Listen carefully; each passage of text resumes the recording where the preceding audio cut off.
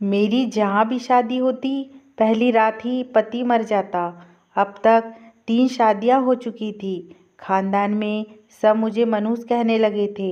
मुश्किल से एक जगह शादी हुई तो सास पति को मेरे पास ना आने देती। कहती थी मेरा बेटा मर जाएगा। मेरे सारे काम देवर करता था। तभी मैं गर्भवती हो गई तो सास ने मुझ पर बच्चलन का इल्ज़ाम लगा दिया।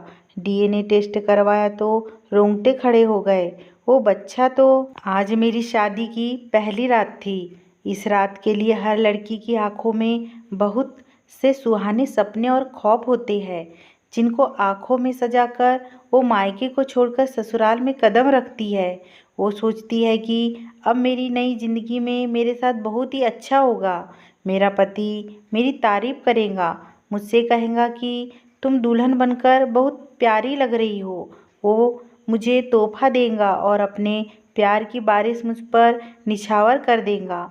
हर लड़की अपनी शादी की पहली रात यही सब सोचती है, मगर मेरी बात कुछ और थी। मैं ये सब सोच ही नहीं सकती थी। मैं तो इस वक्त अपने पति के इंतज़ार में बैठी ये सोच रही थी कि क्या मेरा पति बचेगा या नहीं। शायद मैं दुनिया की पहली पत्नी थी जो शादी की पहली रात ही अपने पति के मरने के बारे में सोच रही थी। मगर जो मेरे साथ बीत चुका था उसको देखते हुए ये सोचना कुछ अजीब नहीं था। मुझे बहुत खौफ महसूस हो रहा था। मैं अंदर ही अंदर डरी रही थी कि कहीं हर बार की तरह इस बार भी विधवा होकर अपने घर वापस न चली जाऊं। मैं अपने पति की जिंदगी के लिए मिन्नतें करने लगी कि इसे कुछ ना हो। रात धीरे धीरे बीत रही थी और अभी तक वो कमरे में नहीं आया था और मेरी जान सूली पे लटकी हुई थी। मैं यही सोचकर परेशान हो रही थी कि अब क्या होगा। बस यही सब कुछ सोचते सोचते जाने कब मुझे नींद आ गई पता ही नहीं चला। सुबह मेरी आँख खुली तो देखा कि 10 बज रहे थे। मैंने हैरान होकर खुद को देखा तो मैं अभी रात वाले लहंगे और कपड़ों में ही थी। कमरे का दरवाज़ा भी यूं ही बंद था। हैरत थी कि किसी ने मुझे जगाया भी नहीं था। इसका मतलब तो यही था कि मेरा पति रात को कमरे में आया ही नहीं। लेकिन क्यों? वो जिंदा भी था या नहीं? कहीं उसे कुछ हुआ तो नहीं? उसकी माँ मुझसे कहने लगी, कोई भी हक नहीं है यूँ समझो कि तुम इसकी बीवी नहीं हो। तुम जैसी मनहूस औरत को मैं अपना बेटा हरगिज़ नहीं सौंप सकती। मेरा बेटा तुम्हारे साथ नहीं रहेगा। तुम क्या चाहती हो? मैं इसे तुम्हारे हवाले कर दूँ ताकि वो मौत की नींद सो जाए? ये सब बातें सुनकर मेरा दिल बहुत बुरी तरह दुखी हो गया और मैं रोते हुए अपने कमरे में आ गई। मैंने तो अभी तक अपने पति को जी भरकर देखा भी नहीं था। सिर्फ शादी के वक्त ही इसकी थोड़ी सी झलक देखी थी और मेरे दिल में इसके लिए मोहब्बत जाग गई थी। मैंने तो शादी के वक्त उनको जिंदगी के लिए मन्नतें मांगी थी, तो मैं कैसे इसके लिए कुछ बुरा सोच सकती थी। रोने के बाद थोड़ा दिल का बोझ हल्का हुआ तो सोचा कि इसमें बुरा मानने वाली और रोने वाली क्या बात है। मेरी सास भी अपनी जगह ठीक थी। कोई भी औरत होती तो वो यही करती। मैं रोते हुए अपने गहने उतार रही थी कि मेरे कमरे में कोई आया। मैंने चौंक कर देखा तो मेरी उम्र का एक नौजवान लड़का था, लेकिन वो मेरा पति नहीं था। वो मुझे नमस्ते करके कहने लगा कि भाभी मैं आपका देवर हूँ, राजेश का छोटा भाई हूँ। अभी मैं अपनी मम्मी को आपसे बात करते हुए सुना। मैं उनकी तरफ से माफ़ी मांगने आया हूँ। मम्मी को आपसे यूँ बात नहीं करनी चाहिए थी और राजेश भैया को भी ऐसा नहीं करना चाहिए था। वो रात को मेरे कमरे में सोने आए थे और अभी तक वहीं सोए पड़े हैं। असल में मम्मी की वो बहुत मानते हैं। अपने देवर की ये बात सुनकर मुझे थोड़ी सुकून मिली कि चलो कोई तो है इस घर में मेरा हमदर्द है। अभी हम बात ही कर रहे थे कि अचानक बाहर से चीखने की आवाज़ें आने लगी। कोई मेरे पति का नाम लेकर चीख रहा था कि राजेश को कुछ हो गया। मेरे हाथ पांव ही सून हो गए। मैं दंग रह गई। क्या फिर से मेरी तकदीर मेरे साथ कोई भयानक खेल खेलने लगी थी? मेरा देवर मुझे वहीं छोड़कर जल्दी से भागकर बाहर गया। मैं सोचने लगी कि क्या फिर से चौथी बार मैं विधवा होने जा रही हूँ? क्या इस बार भी नसीब की साई मुझे विधवा कर देंगी? खौफ के मारे मेरा दिल बुरी तरह धड़कने लगा, पसीने छूटने लगे। मेरा दिल चाह के बाहर जाकर देखूं क्या हुआ, क्या है, मगर हिम्मत ना हुई। मैं वहीं कमरे में अपने पति के लिए प्रार्थना करने लगी। मेरा नाम माही है। मैं एक खुशहाल घराने से ताल्लुक़ रखती हूँ। 4 भाइयों की एकलौती और लाडली बहन होने के साथ साथ मैं अपनी माँ बाप की आंखों का तारा भी हूँ। मेरे पापा शहर के जाने माने बिजनेसमैन थे। मेरा बचपन बहुत अच्छा गुजरा, जैसे कि कोई भी चाहता है कि मेरी ख्वाहिश को लबों तक आने से पहले ही पूरा कर दिया जाता है। मेरे पापा और मेरे भाई मुझ पर जान छिड़कते थे। जो चीज़ भी मैं मांगती थी, चाहे वो दुनिया के दूसरे ही कोने से क्यों ना हो, मेरे पापा मुझे लाकर देते थे। वो मुझे अपनी खुशकिस्मती की चाबी कहते थे। पापा का कहना था कि जब मैं पैदा हुई तब से उनके हालात ऐसे बदले कि आज तक शायद मेरी ही वजह से उनके घर में कितनी तरक्की हुई है। पापा कहते थे कि तुम्हारे पैदा होने से कुछ साल पहले मेरे हालात बहुत ख़राब हो गए थे, मगर जैसे ही तुम दुनिया में आई, तुम्हारे नसीब की वजह से हमारे लिए सब कुछ आसान हो गया। इसलिए वो मुझे बहुत ही ज़्यादा मानते थे। मेरे चारों भाई मुझसे बड़े थे, लेकिन जो प्यार और जो लाड़ मेरे हिस्से में आया वो शायद ही किसी भाई के हिस्से में आया हो। मेरे पापा जब भी किसी नए प्रोजेक्ट की शुरुआत करते थे तो उसका उद्घाटन मेरे ही हाथों से करवाते थे। वो मुझे अपने साथ अपने दफ्तर ले जाते थे। यहाँ तक कि जब हमें अपना नया घर बनवाना था, इसकी नींव में रखे जाने वाली पहली ईंट मेरे पापा ने मेरे हाथ से रखवाई थी। इतना प्यार, इतनी इज्जत और इतना मान कम ही किसी बेटी के हिस्से में आता है। और मैं खुशकिस्मत थी कि मुझे ये सब मिला, लेकिन शायद किस्मत को मेरा इम्तिहान लेना था, या इसे मेरा यूँ चैन से रहना पसंद नहीं आया कि वो मुझे आजमाने पर तैयार हो गया। भाइयों की शादी के बाद पापा ने मेरे लिए रिश्ता देखना शुरू किया। मैं पढ़ी लिखी और खूबसूरत थी और सबसे बढ़कर अमीर बाप की बेटी थी, तो मेरे लिए रिश्ता मिलना मुश्किल नहीं था। पापा की ही एक दोस्त के बेटे के साथ मेरी शादी हो गई। मैं अपनी शादी से पहले बहुत खुश थी और मेरा यही ख्याल था कि अब मेरी बाकी की ज़िंदगी भी वैसी ही गुजरेंगी जैसे शादी से पहले थी। लेकिन जो कुछ हुआ वो तो मैं सोच भी नहीं सकती थी। अचानक मेरे नसीब बदल गए। शादी रिश्ता नहीं था, लेकिन था तो मेरा पति ही। और ये भी कड़वा सच था कि अब मैं विधवा हो चुकी थी। कुछ ही दिन गुजरा कि बड़े भाई और भाभीयों का रवैया मुझसे बदलने लगा। बड़ी भाभी तो बात बात पर मुझसे लड़ने और झगड़ने के बहाने ढूंढने लगी थी। फिर वही हुआ जो वो चाहती थी, वो बड़े भाई को लेकर अलग हो गई। इसकी देखा देखी छोटी भाभी के भी पर निकलने लगे और वो भी ऐसा ही चाहने लगी कि वो भी एक अलग घर की। लेकिन शायद इन दोनों को बर्दाश्त नहीं होता था कि इनके पति यानी मेरे भाई हर वक्त मुझे दिलासा देने में लगे रहते थे। पापा ने फसाद से बचने के खातिर सब भाइयों को अलग अलग कर दिया ताकि कल को इनमें फूट ना पड़े। मैं अपने माँ बाप के साथ अलग हो गई।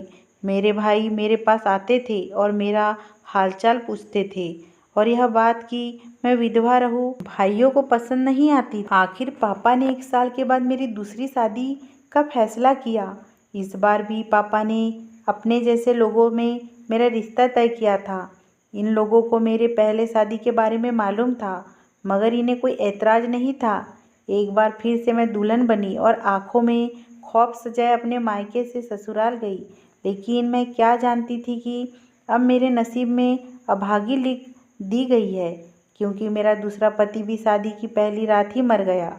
वो मेरे कमरे में आने से पहले ही अपनी जान की बाजी हार गया था। मालूम हुआ कि शायद इसे दिल का दौरा पड़ा है, इसलिए वो इस दुनिया को छोड़कर चला गया।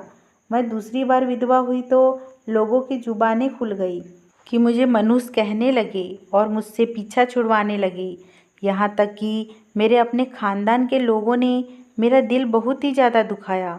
वो समझते थे कि शायद ये मेरी ही बदकिस्मती है जो मैं अपने पति को रास नहीं आती और वो शादी के पहली रात ही मर जाते हैं। जबकि इसमें मेरा क्या कसूर था। कौन चाहता है कि वो विधवा हो जाए। मैं भी ऐसा नहीं चाहती थी, लेकिन जो भी हुआ इसमें सब मुझे ही कसूरवार ठहरा रहे थे और मुझे ताने देते थे। पापा ने अब की बार मेरी तीसरी शादी एक गरीब खानदान में की। वो लोग मेरे बारे में सब जानते थे, लेकिन मेरी दौलत के लालच में उन्होंने इस रिश्ते को मंजूर कर लिया। इस बार मेरे पापा ने ज़्यादा लोगों को पता ही नहीं चलने दिया कि वो मेरी तीसरी शादी कर रहे हैं। सिर्फ मेरे घरवाले ही शादी में मौजूद थे।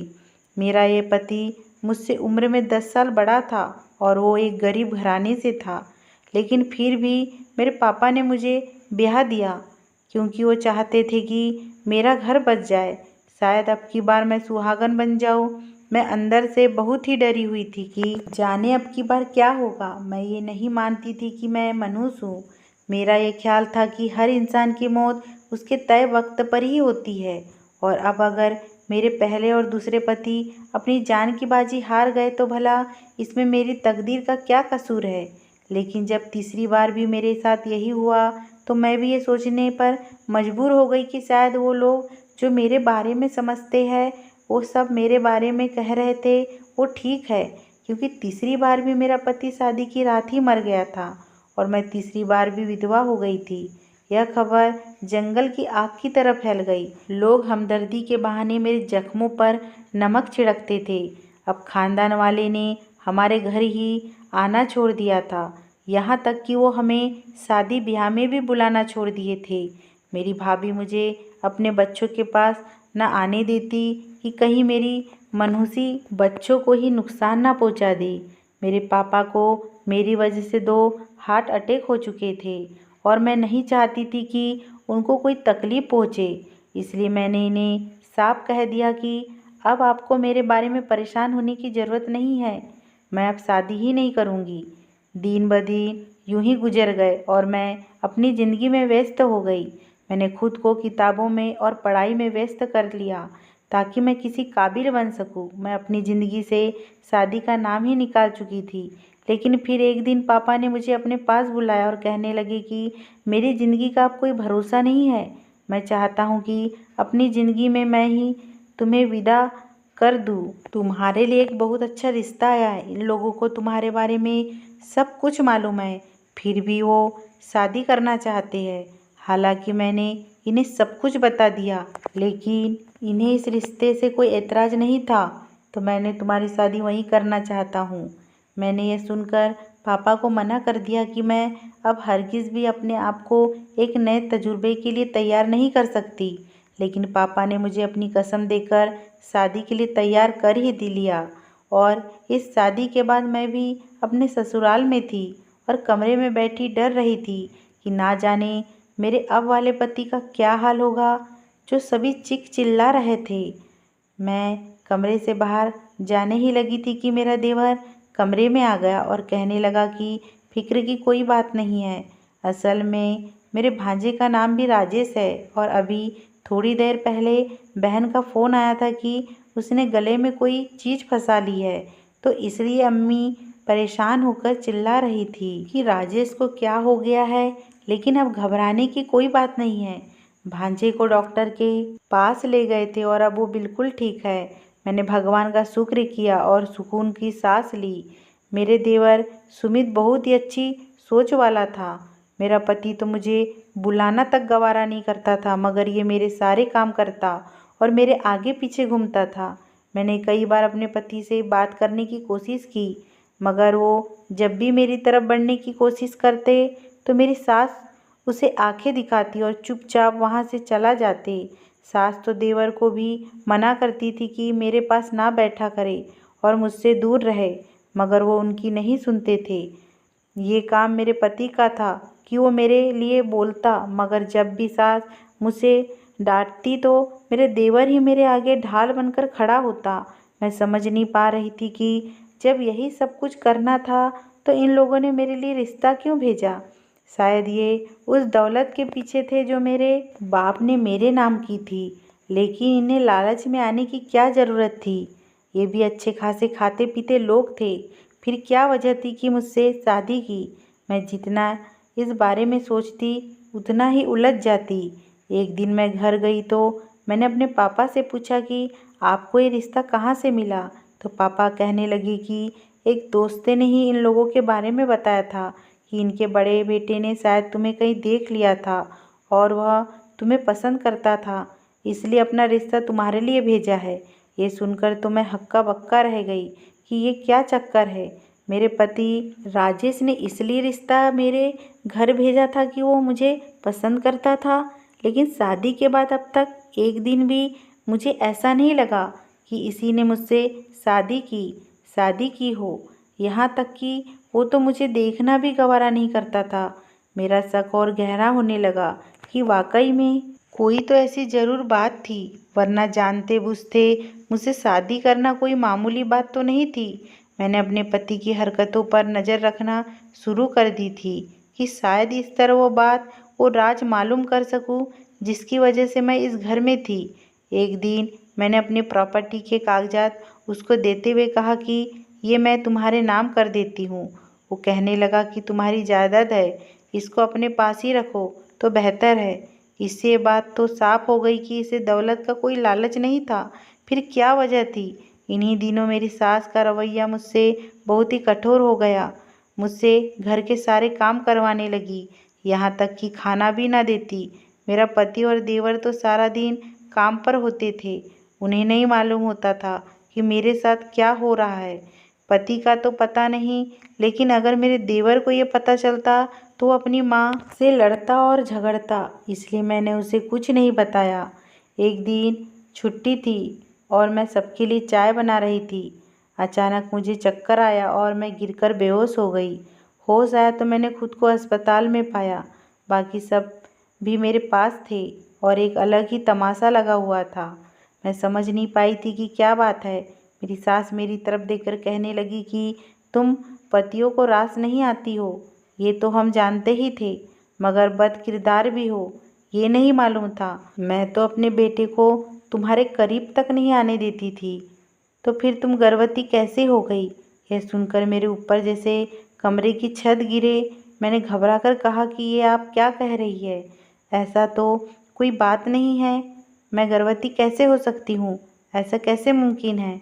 सास ने रिपोर्ट मेरी तरफ फेंक कर कहा कि ये देख लो, रिपोर्ट तो गलत नहीं कह रही है ना। हम तुम्हें यहाँ लाए क्योंकि तुम घर में बेहोश हो गई थी और यहाँ पर तुम्हारे टेस्ट किए तो डॉक्टर ने ये खबर सुनाई। अब तुम ही बताओ कि इस बच्चे का बाप कौन है। मेरे किरदार पर इतना बड़ा इल्ज़ाम लगा था कि मेरे तो रंग ही उड़ गए थे। ऐसा तो कुछ भी नहीं था। तभी मैंने अपने पति को बुलाते सुना, वो कह रहा था कि अम्मी बस करे, मैंने आपको कहा भी कि ऐसा कुछ नहीं है, ज़रूरी रिपोर्ट झूठी है। वो ज़िंदगी में पहली बार मेरे लिए बोल रहा था। मेरा देवर भी वहीं मौजूद था, लेकिन आज वो बिल्कुल चुप था और इसकी ये चुप्पी मुझे बहुत ही बुरी लग रही थी। उसे मेरे किरदार की गवाही देनी चाहिए थी। मेरी सास कहने लगी कि नहीं, मुझे तो अभी ये जानना है कि ये किसका बच्चा है, डीएनए टेस्ट करवाओ। अचानक मेरा पति चीखकर बोला कि अब बस बहुत हो गया, मैं अब तक आपकी सारी बातें खामोशी से मानता आया हूँ, लेकिन अपनी बीवी के किरदार पर मैं एक उंगली भी बर्दाश्त नहीं कर सकता। आप इसे मनुष्य कह रही है, जबकि आप तो ये तक नहीं जानती कि इसकी ज़िंदगी उजाड़ने के पीछे आपके अपने ही बेटे का हाथ है। ये आपका छोटा बेटा एक दिमागी मरीज है। माही के पहले तीनों पतियों की मौत का जिम्मेदार भी यही है। मैंने इसकी डायरी पढ़ी तो ये मालूम हुआ कि ये माही के ही कॉलेज में पढ़ता था और इसी के लिए जुनूनी है, जबकि वो तो इसको जानती तक नहीं। और अपने इसी पागलपन में इसने माही के तीनों पतियों की जान ले ली ताकि वो इसे अपना बना सके। ये सब मैंने उसकी डायरी में कुछ साल पहले पढ़ा और मैं पढ़कर यकीन नहीं कर पाया कि इस हद तक पागल हो चुका है। इसमें इतनी हिम्मत होती नहीं थी कि माही से जाकर अपनी मोहब्बत का इजहार करता, उल्टा इसकी ज़िंदगी बर्बाद कर दी। इसकी डायरी पढ़कर मैंने माही से शादी करने का फैसला किया, क्योंकि मैं जानता था कि ये मुझे तो मारेगा नहीं, क्योंकि मेरा भाई था। मैं माही की ज़िंदगी बर्बाद होने से बचाना चाहता था, इसलिए इससे शादी की। मैं जानता था कि ये कुछ ना कुछ ऐसा हरकत ज़रूर करेगा जिससे मेरा घर उजड़ जाता, और इसने यही किया। आपको बताया कि आप मुझे इसके करीब ना जाने दें, और खुद आपको माही के खिलाफ करता रहा। मुझे यकीन है कि ये रिपोर्ट भी इसी ने बनवाई होगी, ताकि मैं गुस्से में आकर अपनी बीवी को बदकिरदार कह दूं और उसे तलाक दे दूं। इसने अपना इमेज माही के नज़रों में पहले ही अच्छा बना लिया था, तो ये बाद में इसे अपनी ज़िंदगी में शामिल कर लेता। ये सब सुनकर हमने देवर की तरफ देखा, जिसके होश हवास खो गए थे। वो हंसते हुए कहने लगा कि हाँ, मैंने ही ये सब किया है। मैं माही को कॉलेज के ज़माने से ही चाहता हूँ, मगर इसे कभी ये कहने की हिम्मत नहीं कर पाया। फिर मुझे इसकी शादी का पता चला तो मैं बर्दाश्त नहीं कर पाया कि इसे किसी का होने दूँ।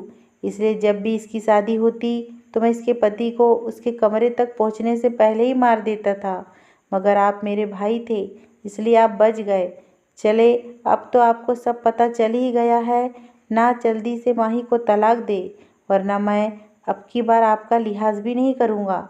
इस वक्त वो बिल्कुल जुनूनी और पागल लग रहा था। मेरा पति कहने लगा कि मैं अब तक तुम्हें भाई समझकर जेल भिजवाने की हिम्मत नहीं कर सका, मगर तुम एक साइको मरीज हो गए हो, और तुम्हारा दिमाग दुरुस्त करने का यही हल है कि तुम्हें तुम्हारी गलतियों की सज़ा मिले। मेरे पति ने पुलिस को फ़ोन कर दिया और अपने भाई को उनके हवाले कर दिया। इस सब से निपटने के बाद मुझसे कहने लगे कि मुझे माफ़ कर दो। इतने दिन तक मैंने अपना कर्तव्य नहीं निभाया। मैं बस यही चाहता था कि किसी तरह अपने भाई को इस घर से दूर भेज दूँ, ताकि हम दोनों अपनी ज़िंदगी सुकून से शुरू कर सके। इसलिए मैं इतने दिन खामोश रहा। मैंने अपने पति को माफ़ कर दिया। मेरे देवर को मेंटल अस्पताल में दाखिल कर दिया गया, क्योंकि उसकी दिमागी हालत बहुत ही ख़राब हो गई थी। डॉक्टर बताते थे कि वो सब भूल गया है, मगर आज भी उसे मेरा नाम याद है। मैं उसके लिए प्रार्थना भी करना चाहती तो नहीं कर पाती थी, लेकिन अब मैं खुश थी कि मेरी ज़िंदगी अब एक डगर पर आ चुकी है, और मैं एक सुकून और खुशियों भरी ज़िंदगी गुजार रही हूँ। आखिरकार मेरे नसीब फिर से रोशन हो ही गया। अगर ये स्टोरी आपको पसंद आई हो दोस्तों, तो प्लीज़ प्लीज़ मेरे चैनल को सब्सक्राइब कीजिए, लाइक कीजिए, कमेंट कीजिए। प्लीज़ प्लीज़ मुझे सपोर्ट कीजिए।